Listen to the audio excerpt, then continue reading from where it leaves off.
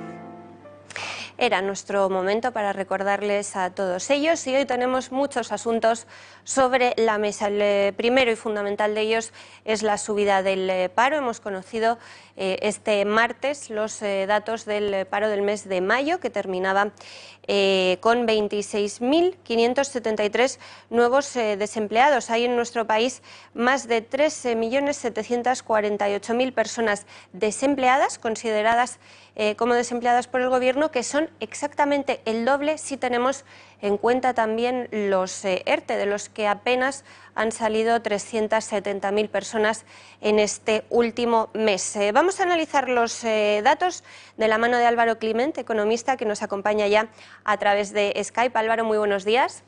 Hola, buenos días, María, ¿cómo estás? Pues encantada de saludarte. El peor mayo de la serie histórica, ¿no? El peor mayo de la serie histórica, claramente, y además es un dato, digamos, que confirma un poco la tendencia que ya veíamos desde marzo y abril, que evidentemente fueron números mucho peores, pero que vuelve a confirmar una vez más que, bueno, pues que la actividad sigue con problemas y que el cierre de la actividad que se ha producido en España pues sigue generando todavía un número de desempleados importante. Si miramos el dato, que son casi 27.000, es un crecimiento del 0,7, pero es que además, si miramos el desestacionalizado, estamos hablando de casi 122.000 de crecimiento del paro en este mes. Es decir, que es el dato estacionalizado es mucho mayor, y además si comparamos directamente en el interanual, el crecimiento es de un 25,3% hasta 780.000 personas, cuando el año pasado en estas fechas el paro venía cayendo en torno a un 5,2%. Para que nos hagamos una idea. Hay un dato que el Gobierno nos está vendiendo, digamos, como muy positivo, que es el dato de creación de empleo. Hablan de 187.000, lo cual no es verdad, es decir, no es una realidad ni mucho menos.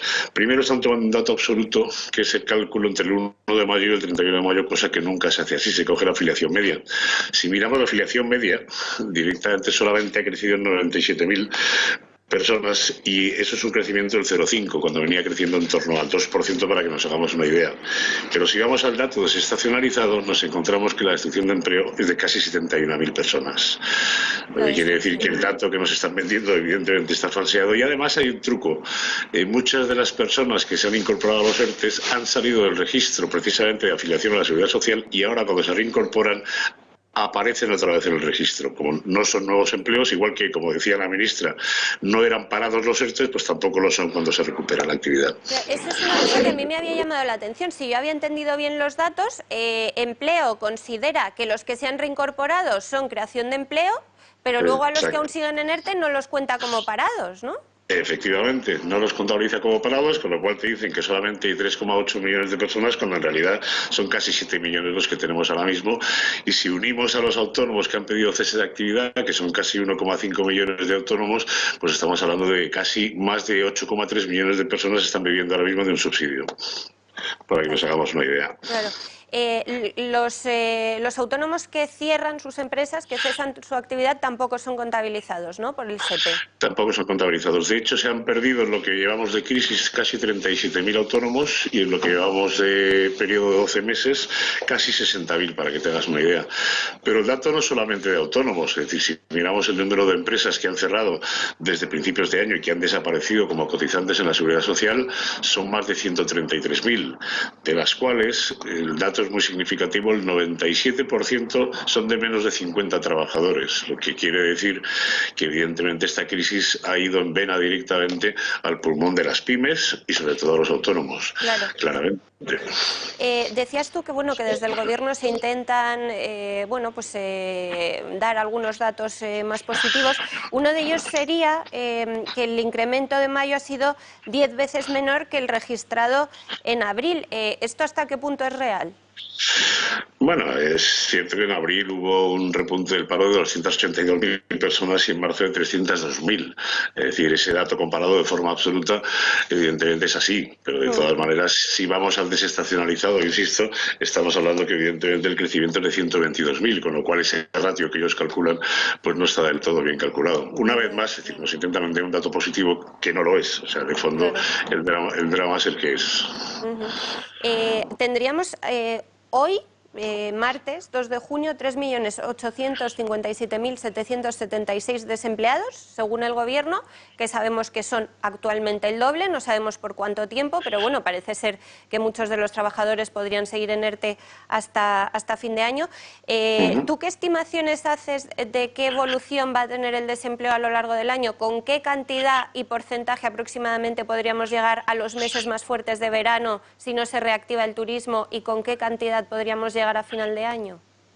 Hombre, si cogemos el dato que realmente hay que coger, que es el que has comentado tú, y además le sumas el 1,5 millones de autónomos que han parado la actividad y que no sabemos si la van a poder reanudar, estamos hablando que solamente en el mes de mayo tenemos un 36% de paro real o de gente afectada, digamos, por una situación de inactividad.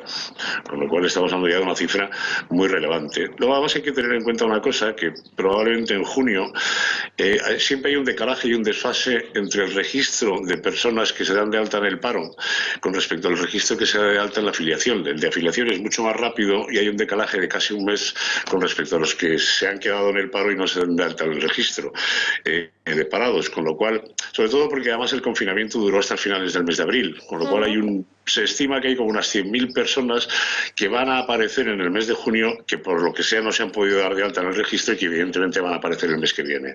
Con lo cual esta cifra de mayo probablemente se vea incluso empeorada en lo que es el mes de junio, aún a pesar de la desescalada. La estimación para final de año es difícil, sobre todo sin saber realmente hasta qué punto los ERTE se van a poder extender o no. Es decir, la comisión tripartita tendrá que decidir si para algunos de los sectores se puede extender esos ERTE hasta final de año o no. Están en plena discusión. Es evidente que vamos a tener cifras de paro probablemente muy cercanas al 20 o al 22%, sin ninguna duda. Eso está claro. Bueno, si es difícil hacer una estimación, siempre podrás hacer como el Banco de España, ¿no? Entre el 7 y el 16 y en esa arquilla algo acertaremos. Como Morgan Stanley, que te da los rangos de 25 puntos entre el máximo y el mínimo. Luego, además, hay una cosa que yo creo que es muy relevante. Es decir, si vemos un poco el proceso de la desescalada y lo analizamos por regiones y por sectores, lo que está claro es que en aquellos sectores donde se ha reanudado la actividad relativamente más rápido, se ve que el paro disminuye, como es el caso de la construcción, sobre todo la construcción y algo la industria. Y en aquellas actividades donde no se ha tardado en pasar de fase 0 a fase 1, evidentemente se sigue resintiendo, como es el caso de la agricultura o como es el caso de los servicios. Y recordemos además que los servicios son el 67% de nuestro PIB, con lo cual, bueno, pues mucha de la parte precisamente de la actividad que tendría que ser reanudada cuanto antes, la seguimos teniendo prácticamente bloqueada. Y luego, si miramos por regiones, nos pasa un poco lo mismo. Es decir, ¿dónde ha bajado el paro? Pues ha bajado en aquellas regiones donde se ha abierto antes precisamente la actividad económica, como ser Andalucía, Extremadura o Castilla-La Mancha. Y sin embargo, en las principales motores de la economía española, que son la Comunidad de Madrid y la Comunidad de Cataluña, prácticamente el paro ha vuelto a subir. Es decir, en Cataluña más de 15.000 y en Madrid más de 14.000. Y ya lo dijo la presidenta de la comunidad, Isabel Díaz Ayuso, cada semana que se prolongaba, digamos, el confinamiento, se perdían o se afectaban 18 18.000 empleos en Madrid y casi 1.000 millones de impacto económico. Claro. Sí, por el caso de Madrid en concreto te quería preguntar, no por ningún favoritismo, sino porque la Comunidad de Madrid era la que en los últimos meses, previos a la pandemia de coronavirus, estaba manteniendo en positivo la creación de empleo en nuestro país, ¿no? Quitando a Madrid del conjunto, los datos de paro ya eran muy malos en los 3 primeros meses del año. Como comentabas, en Madrid ha crecido en mayo el desempleo un 3,5%, hay más de 14.000 desempleados, 14.336 más. ¿Tú lo atribuyes directamente a ese castigo del Gobierno de Madrid al mantener a la comunidad en fase cero más tiempo? Sí, claramente, es decir, es que no hay ninguna otra explicación. Hay que tener en cuenta además que las dos comunidades principales, tanto Madrid como Cataluña, son las que más expedientes de regulación temporal del empleo tienen. Es decir, Claro. deben de contemplar prácticamente 2,7 millones de los 3 millones que hay ahora mismo. Entonces estamos hablando de precisamente los dos motores principales de la economía, especialmente Madrid, que ya había rebasado a Cataluña el año pasado y que de alguna forma es la que estaba recibiendo no solamente un empuje en el crecimiento del empleo, sino de inversiones extranjeras que evidentemente pues habrán resentido claramente en los últimos meses. De hecho, en la balanza por cuenta corriente que se publicó el otro día, ya se ha visto que han salido de España casi 25.000 millones solamente en el mes de marzo de inversiones extranjeras. Yeah. Es decir, esto suma. Hace exactamente un mes vivíamos una situación un poco surrealista en la que la ministra de Empleo, Yolanda Díaz, se felicitaba, estaba casi eufórica por el récord de prestaciones de los ERTE, de los expedientes de regulación temporal de empleo. Los ERTE prácticamente se mantienen, igual que el mes pasado. No han salido de los ERTE ni 400.000 trabajadores, que es un porcentaje muy pequeño. No sé qué podemos esperar en las próximas horas, en los próximos días, porque realmente, bueno, puede estar eufórica porque como no se paga prácticamente ningún ERTE, no le supone ningún coste, ¿no? Pero no lo sé. ¿Qué esperas tú de esto? Es un muy mal dato el de los ERTE también. No se está reactivando la economía a un ritmo adecuado. Hombre, es un drama claramente y sobre todo lo que tú has comentado de que no se están pagando, es decir, que no está llegando el dinero de los ERTE a quien tiene que llegar, pero tampoco los autónomos, hay más de 25.000 autónomos que no han recibido todavía una prestación desde el mes de marzo. Entonces, la estimación, hombre, en la medida que se va abriendo el turismo a partir de este mes, yo quiero pensar que va a haber mucho más, digamos, vuelta o recuperación de esos ERTE hacia la actividad normal. Tampoco tiremos las campanas al vuelo, es decir, hay destinos turísticos que nos están ganando por goleada, como puede ser Grecia, como puede ser Turquía, toda la parte del mar Adriático, es decir, a Popa y Italia. Entonces, se verá una recuperación, evidentemente, de esos ERTEs, habrá gente que pueda recuperar directamente su puesto de trabajo, pero no va a ser ni mucho menos la euforia y la alegría de nuestra ministra, que bueno, pues parece que está encantada de que más de 8,3 millones de personas estén viviendo un subsidio ahora mismo. Estamos hablando del 45% del total de cotizantes. Es decir, es un auténtico drama, sinceramente. Bueno, sí que lo es. Esto además contrasta con que el viernes se aprobaba la famosísima renta mínima, que ahora llaman ingreso mínimo vital. Entonces nos vamos a encontrar con que en junio, si Dios quiere, se cobrarán los ERTE, pero no lo sabemos, no hay ninguna garantía, porque hay muchos trabajadores que siguen en el limbo, no aparecen en el SEPE, y a finales de mes sí se cobrará la renta mínima, ¿no? Si no hay liquidez para una cosa, ¿cómo va a haber liquidez para otra? ¿Qué opinión tienes tú general de esta renta mínima?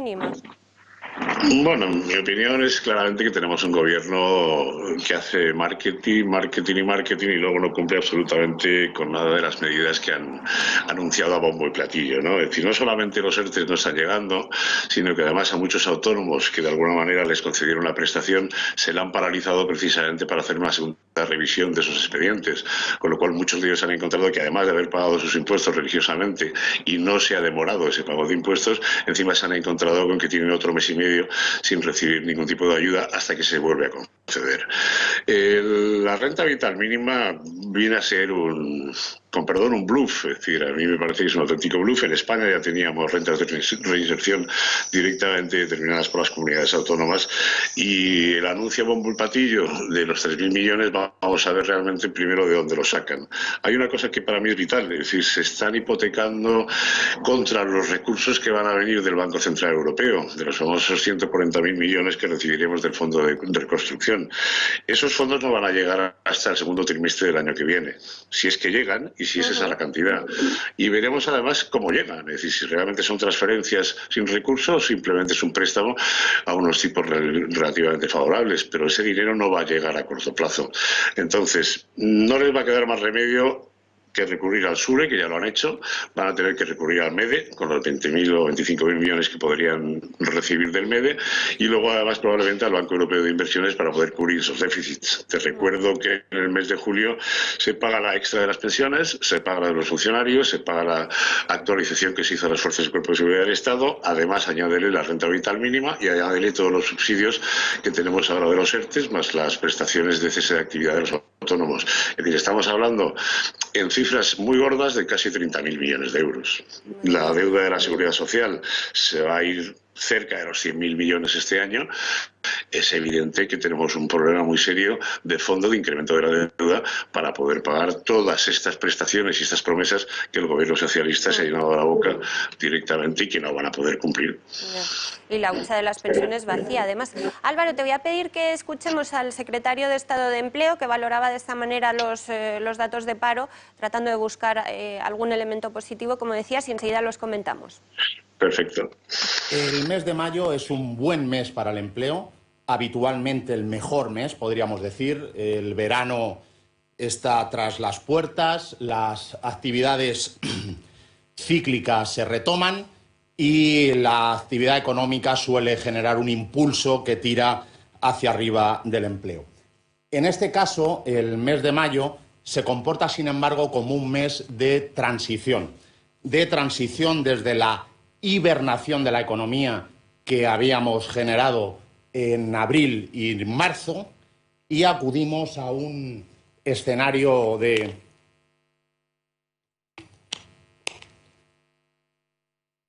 desescalada en el que abordamos una desescalada de tipo parcial.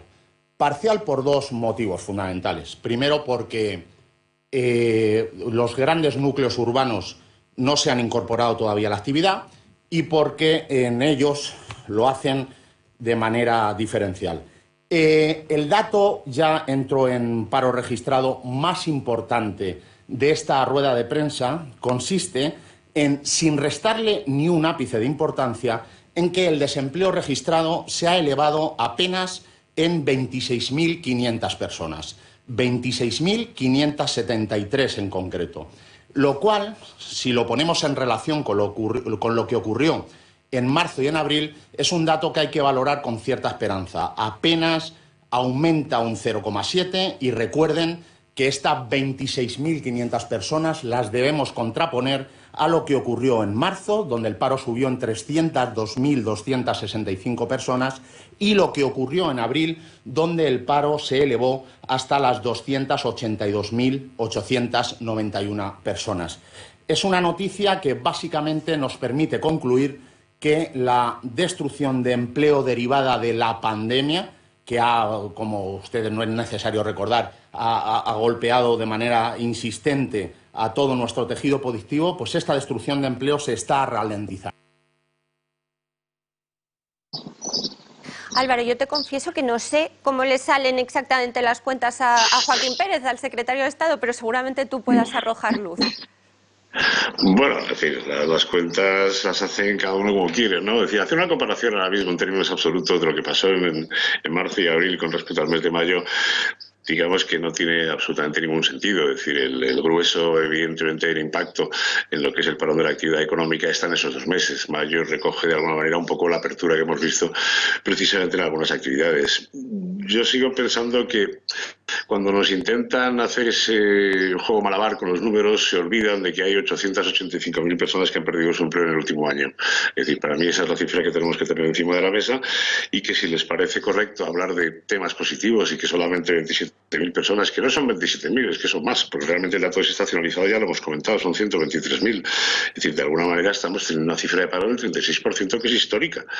Es decir, yo me gustaría que algún ministro, algún secretario de economía fuese capaz de reconocer que evidentemente la situación es muy grave, que la situación no va a cambiar en los próximos 2 meses y que probablemente nos vamos a encontrar de ese número de empresas que hemos comentado y autónomos que están en cese de actividad y en ERTEs que no van a volver a la actividad. Es decir, aquí lo difícil sería hacer una estimación de efectivamente cuántas empresas probablemente van a desaparecer, pero evidentemente tenemos casi 532.000 empresas que están afectadas por los ERTEs en este momento y 1,5 millones de autónomos.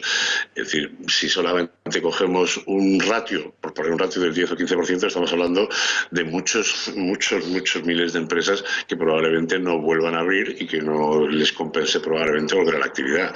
Entonces, yo suelo intentar siempre ver el lado positivo de las cosas, pero es que en este caso no lo veo. Vamos a ver si el turismo realmente ayuda en los meses de junio, julio y agosto para poder recuperar algo de lo perdido, aunque la temporada, yo creo que hables con quien hables del sector hotelero, del sector de la restauración, te van a decir que la temporada está perdida, la dan por perdida. Estamos hablando, lo decía Excel Tour el otro día, de los 92.000 millones que se estimaban de pérdidas en el sector, se podrían recuperar a lo mejor 20.000, pero es que siguen quedando 72.000 millones de pérdidas en el sector que no se van a recuperar. Con lo cual, bueno, es decir, esa es la situación dramática, esa es la situación además con la que estamos negociando con Europa. Europa va a ir viendo a lo largo del mes de junio y de julio unos datos en España que van a ser absolutamente demoledores y en donde además la bonanza solo existe para el gasto público, que ya crece en torno al 50% directamente y que ya representa mucho más del 51% del PIB, cosa que no había pasado nunca en la historia.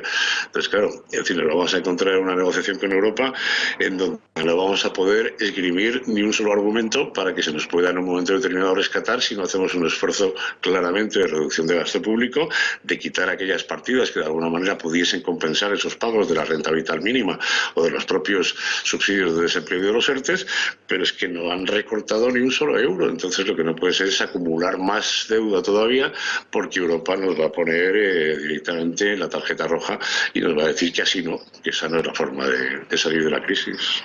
Evidentemente. Pues Álvaro, muchísimas gracias. Álvaro Climent, economista y analista independiente, gracias por tus explicaciones tan claras. Muchas gracias a vosotros, María. Hasta otro día, un abrazo. Hasta otro día, igualmente, gracias. Hablábamos con Álvaro de los datos de la Comunidad de Madrid porque, como decía, era la comunidad que mantenía estables los niveles de desempleo en los meses previos a esta crisis, pero es que en Cataluña, por ejemplo, hay 15.339 parados más, en Madrid, como decíamos, 14.336, en Canarias 6.093, en Andalucía 9.210, en Castilla-La Mancha, por ejemplo, 5.075. Es que los datos de todas las comunidades son realmente malos. Vamos a hacer una pausa brevísima, menos de 2 minutos, y a la vuelta conectamos con Javier de la Cruz, porque saben que estamos especialmente sensibilizados con esos trabajadores que se encuentran inmersos en un ERTE y que no están cobrando las prestaciones. Le preguntaremos cómo está la situación a día de hoy. Hasta ahora.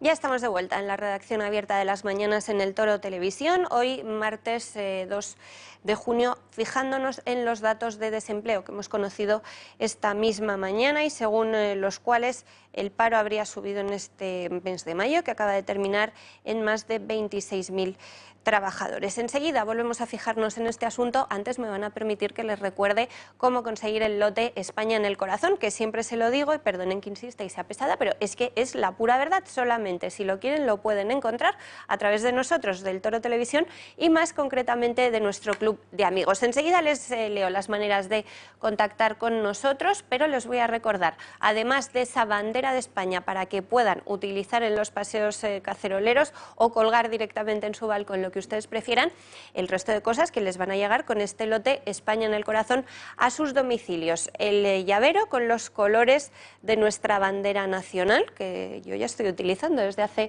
bastantes días, lo mismo que la cartera, tanto para hombre como para mujer, muy cómoda, muy manejable, porque es fina y de un tamaño muy práctico, fácil de llevar tanto en el bolso como en el bolsillo, y que por supuesto tiene también los colores de nuestra bandera española.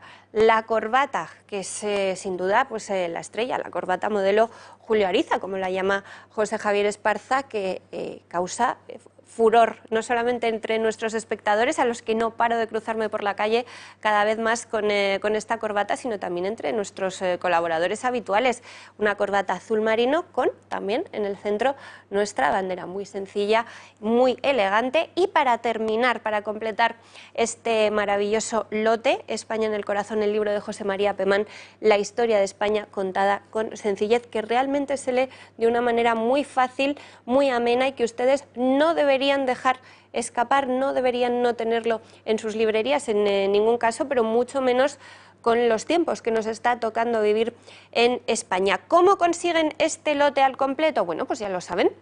Nos llaman a nuestro club de amigos en el 91-616-2464. Insisto, llamen solo una vez, que les devuelven la llamada en las próximas horas si no consiguen hablar con nuestras compañeras en ese momento. También, si lo prefieren, nos pueden escribir un email a club@intereconomia.eu o otra manera muy fácil, nuestra página web. Entran en clubdeamigos.eltorotv.com y pueden rellenar el formulario para mandarnos un mensaje. Por cierto, que son las mismas maneras de contactar que para hacerse miembro del Club de Amigos. Especialmente es muy rápido a través de nuestra web, clubdeamigos.eltorotv.com, donde ustedes pueden elegir la opción darse de alta como socio, eligen en ese cuestionario la opción más conveniente para ustedes y generan de manera automática su alta. 91-616-2464, club@intereconomia.eu o clubdeamigos.eltorotv.com. Por cierto, que nuestra página web, no la del Club de Amigos, sino la del Toro TV, eltorotv.com, también les puede ser de utilidad si están ustedes, por ejemplo, fuera de casa, pero nos quieren estar viendo o escuchando y no nos pueden ver en su televisión, pues entran también en www.eltorotv.com, www.eltorotv.com, y pues también nos pueden seguir en directo. Siempre estamos emitiendo en directo y pueden ver también, si se lo han perdido, que espero que no, los programas antiguos en eltorotv.com. Hablaremos en unos minutos con Javier de la Cruz. Ayer les contaba Julio Ariza que desde el Toro Televisión queríamos contarles sector a sector cómo están viviendo todos los trabajadores españoles esta crisis, y él en concreto mencionaba al sector de los circos españoles, que claro, están absolutamente cerrados en la fase en la que nos encontramos en los distintos territorios de España. Nos queremos fijar en este asunto y creo que tenemos ya al otro lado del teléfono a Manuel González, que pertenece a la Unión de Amigos del Circo. Manuel, muy buenos días.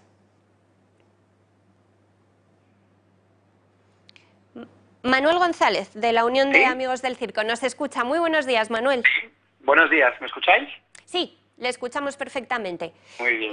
Manuel, usted pertenece a la Unión de Amigos del Circo, que a la vez está integrada, si no lo digo bien usted me corrige, en Circorred, ¿verdad? La Federación de Asociaciones de Circo. Bueno, no exactamente. No exactamente, pues corríjame lo primero de todo, por favor. Pertenezco a la Unión de Profesionales de Amigos del Circo y estamos junto con Circorred, estamos en el Consejo Estatal. Nosotros en la Comisión Artística dependiente del INAEM, del Ministerio de Cultura, ¿sí? Y estamos junto con Circorred, estamos en el Consejo Estatal, que es donde están todas las asociaciones. Según he podido saber yo, hablando con ustedes, hay agrupadas en estas asociaciones casi 2.000 trabajadores, ¿verdad? Sí, bueno, si contamos Circorred y la UPAC, yo creo que sobrepasamos los 3.500 trabajadores de empleos directos que dependen directamente del circo. Luego, pues bueno, el circo genera una actividad económica que además que es itinerante, o sea, que afecta a todas las provincias españolas y bueno, estamos básicamente, como muchos de los sectores, expectantes ante las noticias que se vienen, puesto que de momento no tenemos claro cómo proceder. Claro.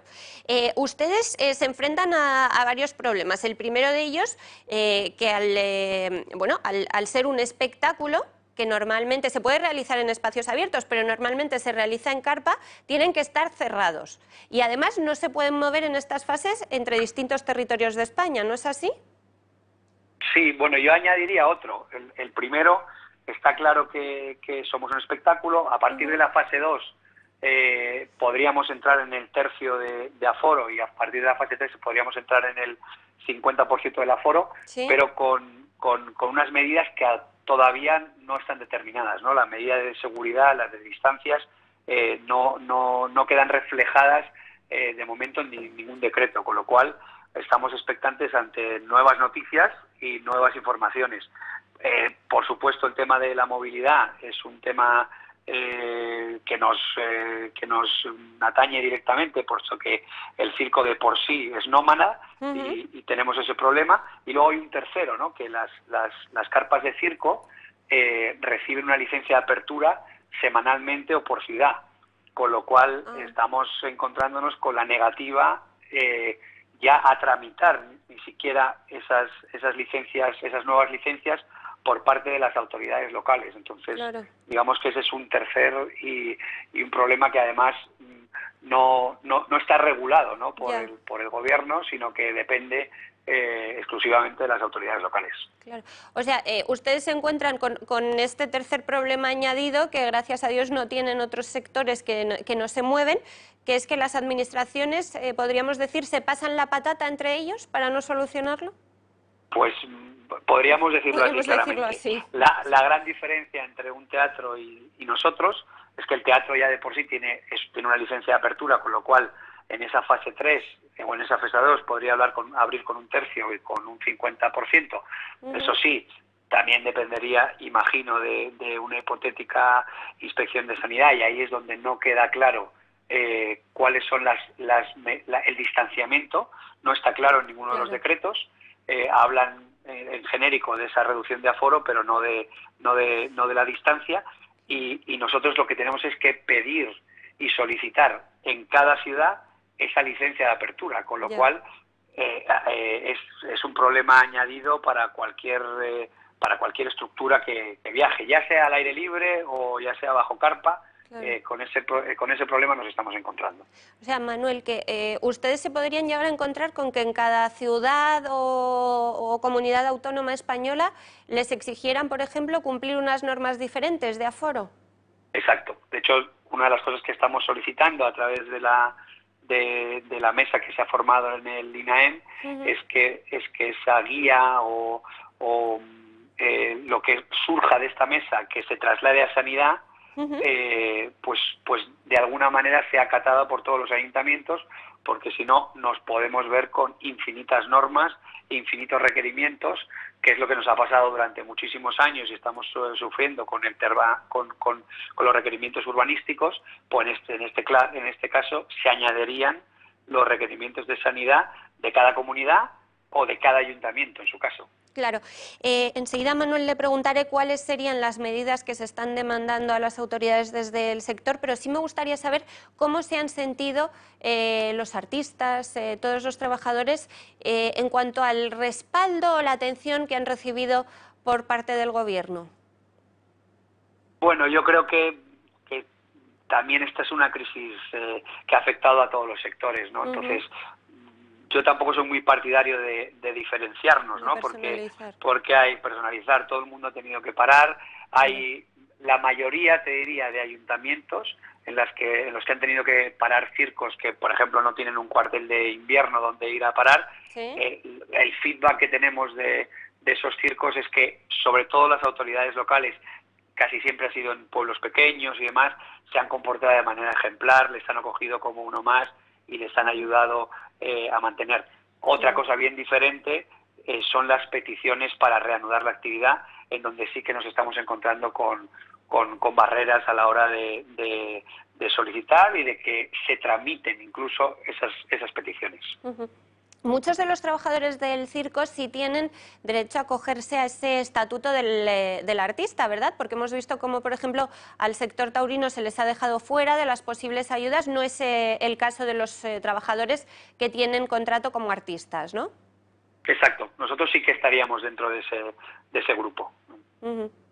Claro. ¿Qué otro tipo de perfiles más desconocidos hay dentro del circo?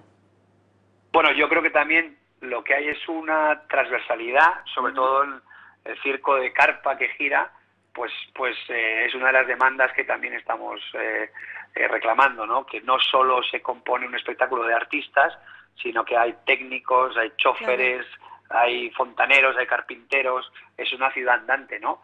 que depende única y exclusivamente de una actividad que está ligada a las artes escénicas. Todos dependemos de ese show, todos dependemos de que el espectáculo vuelva a abrir las puertas, pero no solo un tipo de trabajador como es el gremio de los artistas, sino que en el caso del circo pues mezcla un montón de profesiones, ¿no? Esa reclamación también que hacen los técnicos del espectáculo de que sin técnicos no hay espectáculo, pues cobra muchísimo más sentido en el circo, porque es sin técnicos, sin choferes, sin un montón de profesiones que se mezclan y que hacen posible que podamos montar una ciudad pues muchas veces con casi 2-3 días de diferencia entre un espectáculo y otro, ¿no? Claro. Volviendo a esas medidas que demandan al Gobierno y al resto de administraciones, ya hemos comentado que la principal sería seguridad jurídica, que yo creo que es la que demandan casi todos los sectores, tener muy claras las medidas para poder aplicarlas al dedillo, pero ¿qué otros asuntos serían importantes a tener en cuenta? Bueno, nosotros lo que hemos venido demandando, al igual que el sector, es la ampliación de los ERTES, porque consideramos que vamos a ser los últimos en retomar la actividad de manera normal. Hay espectáculos que podrían ser viables con el 50% del aforo, y hay otros espectáculos que es imposible si no contamos con el 100% del aforo. Esa es una de las medidas que hay que tomar en cuenta, y luego yo creo que la principal, y creo que en eso debemos estar de acuerdo todos los sectores, es claridad. Necesitamos decretos concretos, necesitamos medidas concretas y no dejar en el aire o dejar las medidas bajo apreciación de un técnico de sanidad o de un técnico de urbanismo, sino que yo creo que hay que concretar y hay que ser muchísimo más concreto en esas medidas para ver si la actividad es viable o no es viable. ¿Se ha enviado al Ministerio algún plan de trabajo, como han hecho, por ejemplo, los hosteleros de Madrid, que han diseñado un sello anti-COVID y lo han enviado al Ejecutivo? Desde el circo no sé si se ha enviado algún tipo de propuesta, como por ejemplo pues, este verano priorizar los espectáculos al aire libre o algún tipo de cambio en este sentido. Pues sí, no solo desde el circo, sino todas las artes escénicas nos hemos unido, y ahí me vas a pedir que sea un poco discreto, porque estamos justo en esa mesa de negociación con el INAEM. Nos están pidiendo que por favor mantengamos en secreto las conversaciones, pero sí que hay un movimiento de todas las artes escénicas en el que estamos intentando concretar en un protocolo que nos sirva para todos. Es difícil porque hay muchas sensibilidades, hay muchos... no es lo mismo las necesidades que tenemos las artes circenses en el escenario, en el que el contacto pues es un poco como la danza, ¿no? Va a existir, tiene que existir, y si no existe, no existe el espectáculo que la que puedo tener la música, ¿no? Y entonces ahí sí que estamos haciendo un trabajo todas las asociaciones para unificar criterios y para que se apruebe por lo menos una guía de prácticas para una vez que estemos en disposición de abrir nuestros espectáculos. Poder comenzar a reabrir, ¿no? Aunque sea muy poco a poco, como han hecho otros sectores. Sí, yo creo que también va a depender mucho de cada empresa en este sentido, ¿no? De cada compañía. Como te decía antes, va a pasar lo mismo en el teatro, pasa en la música, habrá compañías que puedan abrir. Claro, habrá compañías que puedan abrir y hay compañías que se van a quedar en el camino y que ese 50% no les va a ser válidos, con lo cual ahí tendremos un problema. Y sobre todo las más grandes, las que más empleo generan, son las que van a tener más dificultad a la hora de reabrir las puertas con un 50% de aforo. Claro, me lo imagino. Pues Manuel González, de la Unión de Profesionales y Amigos del Circo, muchísimas gracias por habernos atendido y por habernos explicado algunos detalles de este mundo tan fascinante, que para algunos es un poco desconocido. Por ejemplo, yo me he quedado muy sorprendida al conocer el número de trabajadores que agrupan ustedes en sus organizaciones, porque claro, efectivamente no estaba contando con todos los técnicos que evidentemente se necesitan para sus espectáculos. Yo me estaba centrando en los artistas. Y efectivamente. Pues mira, un espectáculo medio, estamos hablando de unas 50 personas, y los circos que se ponen en Madrid, por ejemplo, en Navidad, estás hablando de unos 150, 160 trabajadores por carpa. Con lo cual, desde luego. Pues, si echas cuentas, al final llegas a esa conclusión. Claro. Pues Manuel, muchísimas gracias. Aquí estamos cuando quieran comentarnos. Entiendo que las negociaciones con el Gobierno hay que llevarlas con discreción, como nos decía, pero para cualquier información aquí estamos para hacernos eco. Muchas gracias. Gracias a vosotros. Hasta otro día.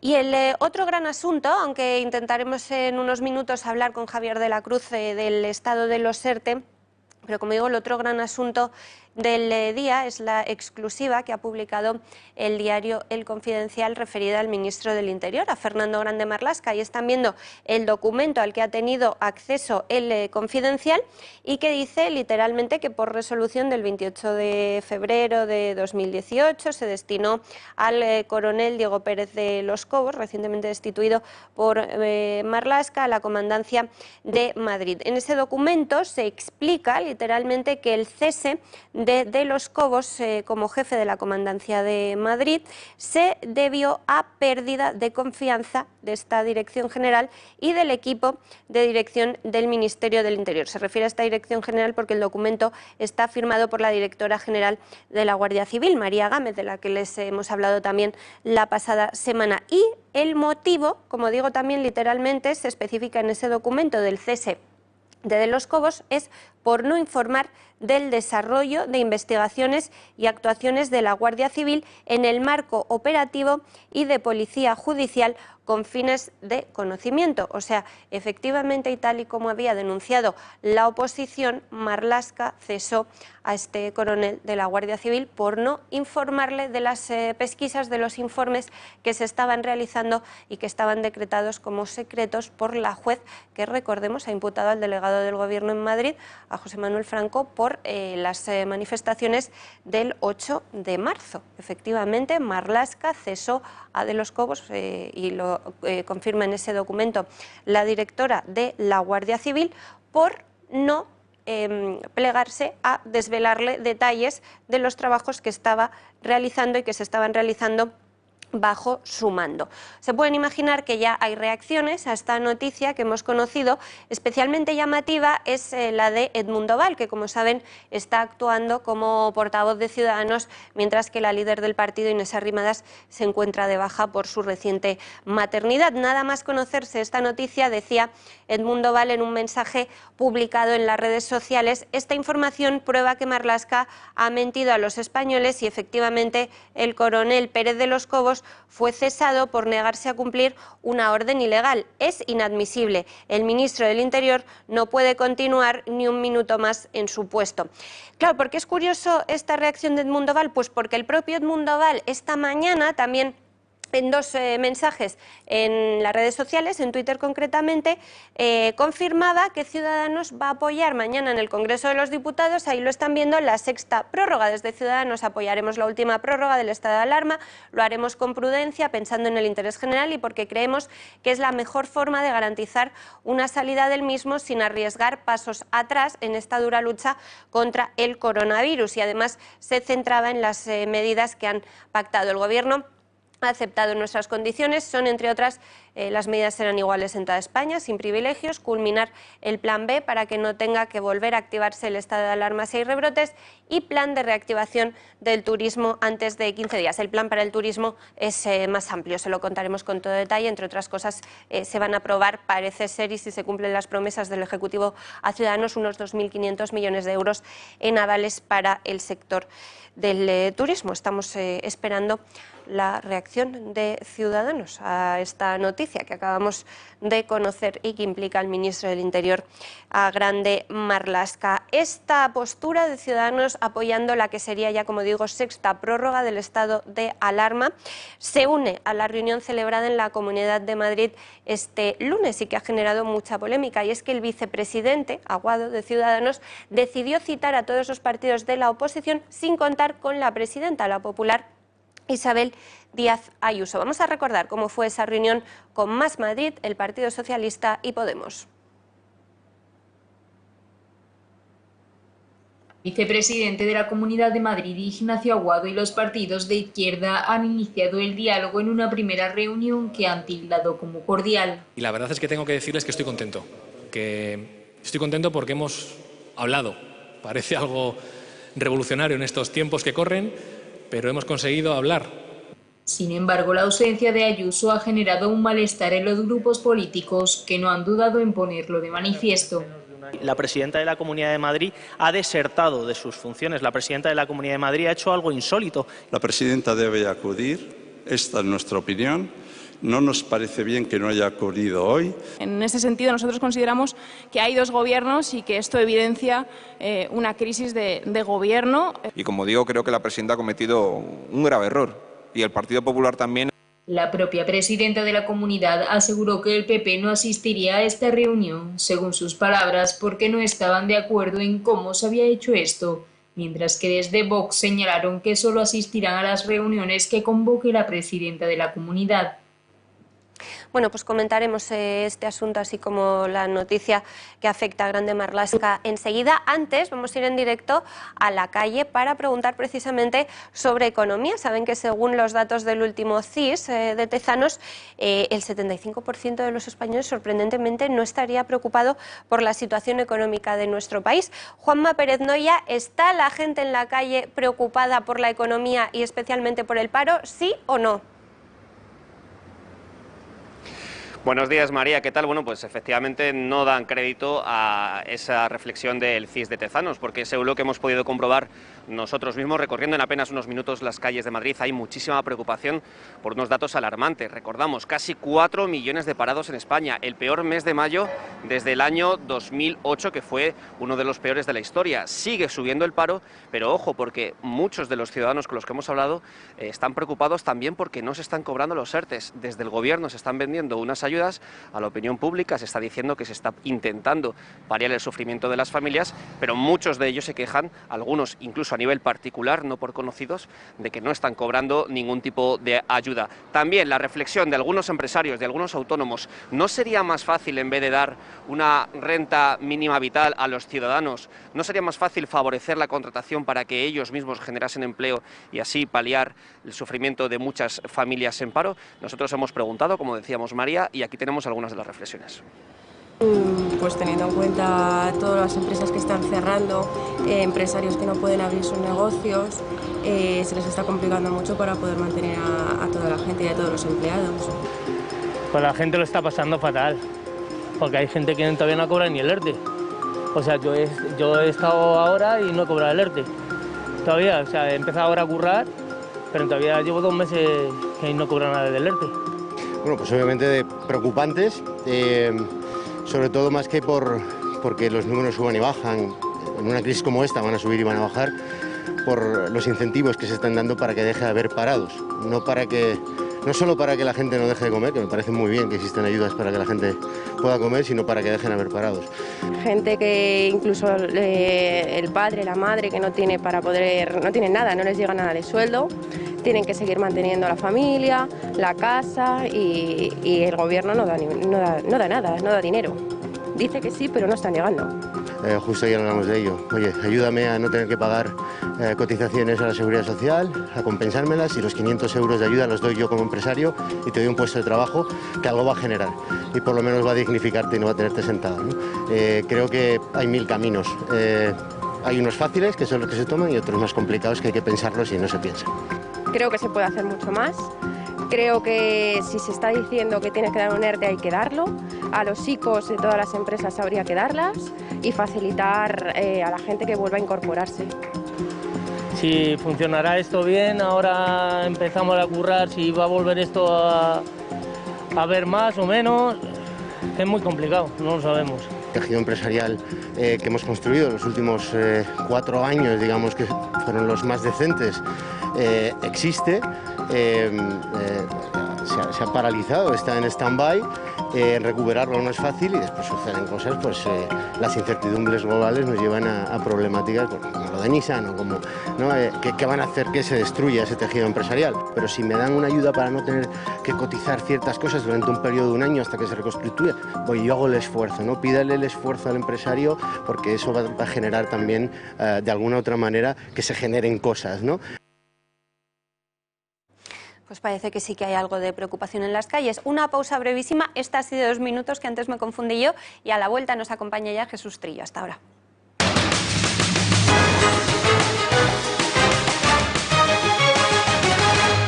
Es que se debe la bajada de cifras en la pastilla, creo que al coronavirus. Es que... O sea, no lo voy a decir porque... Sí, porque te van a sacar cantares, ¿no? No, pues porque, tía, porque quiero ser muy prudente, porque creo que la comunicación que se estaba haciendo como gobierno es una buena comunicación muy basada en los datos médicos, claro, o sea, como en siempre priorizar la salud pública, en no tomar decisiones por el sentimiento este de pánico un poco generalizado que ya hay, porque es que, o sea, incluso países europeos que están tomando medidas drásticas, la capacidad real de control que están teniendo es muy limitada, tomando medidas súper drásticas. Pero en verdad creo que sí, o sea, creo que la cosa de si tienes síntomas no te muevas mucho, bueno, al final es que hablando así... Claro, y es un sitio donde al final tienes la distancia es muy corta, la gente además se abraza, lo celebra. Esto es tierra ya del ministerio, porque claro, la gente todo el rato te puedo un beso, ministra, te puedo dar un beso. Bueno, dicen que el coronavirus, pero da igual, no. Ya, ¿sabes? Claro, con la niña y con la bonita, ¿cómo estás? Que es como la mano. Medidas súper drásticas. Bueno, y vamos a hablar de este asunto con Jesús Trillo. Jesús, muy buenos días, bienvenido. ¿Cómo estás? Muy bien. En el medio ha pasado lo de Marlaska, porque claro, como cuando todo es escándalo, nada es escándalo, pues no hay día que no tengamos alguna de estas sin que nadie dé explicaciones, ni dimita, ni pase absolutamente nada, ¿no? Efectivamente, aquí nadie dimite. Escuchábamos también, por cierto, a la vuelta de la pausa, esas declaraciones antiguas que saben que nos gusta rescatar. Ahora lo hacemos a diario, intentaremos que no caigan en el olvido. Cuando Pablo Iglesias, líder de Podemos, decía que él nunca cobraría, mucho menos de lo que cobra ahora, incluso. Que al final sí lo cobra. Pero bueno, volviendo al asunto, Irene Montero, vamos a recordar lo que decía ayer además desde Vox Macarena Olona, que en una entrevista radiofónica afirmaba que el número 2 de Dolores Delgado está intentando dar carpetazo al caso del 8 de marzo, incluso antes de que acabe esta semana. El gobierno está nervioso y no parece detenerse ante nada para eludir el banquillo. Después de intentar violar el secreto judicial y de poner a la abogacía del Estado a hostigar a la juez, ahora es el turno de la Fiscalía de Dolores Delgado.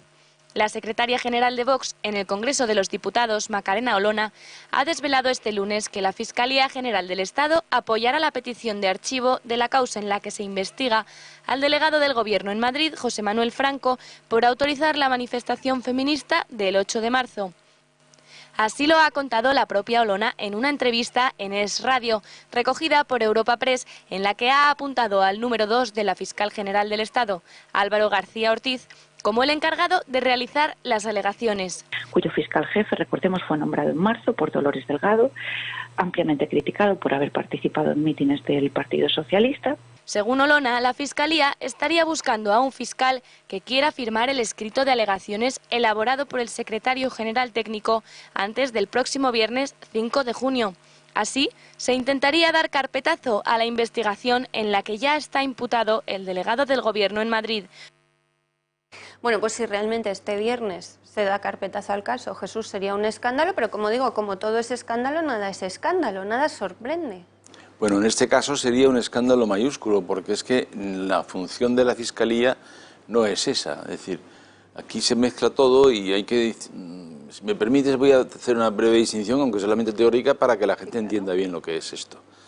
La Abogacía del Estado pidió el archivo de la causa porque la Abogacía del Estado está actuando como abogado, es decir, como abogado de parte, en este caso del delegado del Gobierno. Puesto que entre las funciones de la Abogacía del Estado están la de representar y defender al Gobierno, como dice la Ley Orgánica del Poder Judicial, en sus funciones, es decir, está la de representar y defender al gobierno. Pero, sin embargo, el fiscal no tiene nada que ver con eso. El fiscal es la otra parte, es la acusación. Y el fiscal debe velar por la legalidad. El fiscal debe incluso, dice el Estatuto del Ministerio Fiscal del año 81, que lo primero que debe hacer es velar por mantener la jurisdicción y competencia de los jueces y tribunales, de manera que él no puede interferir en la competencia y los jueces de los tribunales, sino por el contrario, activar la causa, de alguna manera investigar los hechos y esclarecer la legalidad. Es la parte contraria, no tiene nada que ver una función de uno con el otro. La función del abogado del Estado, que no es un órgano que está en la Constitución, no es la función de la Fiscalía, que sí es un órgano que está en la Constitución. La Fiscalía forma parte del Poder Judicial, aunque una parte autónoma dentro del Poder Judicial.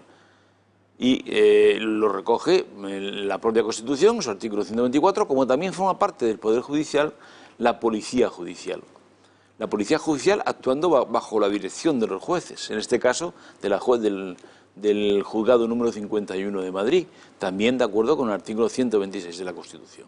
Por lo tanto, no sé si queda clara que la diferencia entre una función y otra es radical. Por lo tanto, lo que debe hacer el Ministerio Fiscal es pedir el esclarecimiento de los hechos. Por ejemplo, el Ministerio Fiscal, hace poco, la Fiscalía de Madrid, que es a la que compete esta historia, no al segundo de la Fiscalía General del Estado, sino a la Fiscalía de Madrid, que al final es quien tiene que firmar el escrito, de lo que sea, de archivo o de petición de mayores actuaciones, o de petición de mayores investigaciones, que sería lo lógico, porque hasta que no se esclarezcan los hechos que están ahí puestos de manifiesto en 2 informes ya de la Policía Judicial, pues el fiscal sería absurdo que pidiera el archivo de la causa.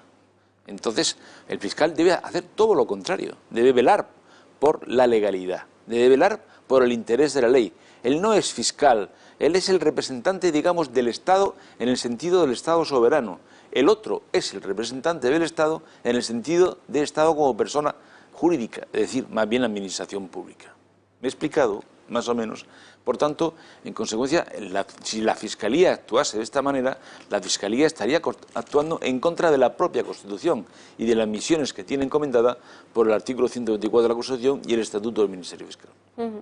En cuanto al caso de Irene Montero, aunque bueno, es un todo está relacionado, ahora hablamos también de ese documento que ha revelado el Confidencial que afecta a Marlaska, pero el vídeo de Irene Montero conocido este lunes, que hizo público ABC, aunque pertenece a la televisión vasca, ¿para ti es probatorio de la negligencia o de algún posible delito por parte del gobierno? Hombre, tanto como probatorio, el vídeo de por sí es bastante ambiguo, ¿no?, en lo que dice, ¿no? Pero sí podría dar lugar a que fuera llamada a declarar, a dar su testimonio, puesto que se parece evidente que conoce el fondo de la cuestión. ¿Cuál es el fondo de la cuestión? En mi opinión hay 2. Uno es el hecho de que había una campaña de información concreta del gobierno, que ella menciona, es que el gobierno estaba teniendo una campaña de comunicación que pretende, al menos eso es lo que ella viene a decir, que pretende quitarle hierro al impacto del coronavirus, etcétera, etcétera.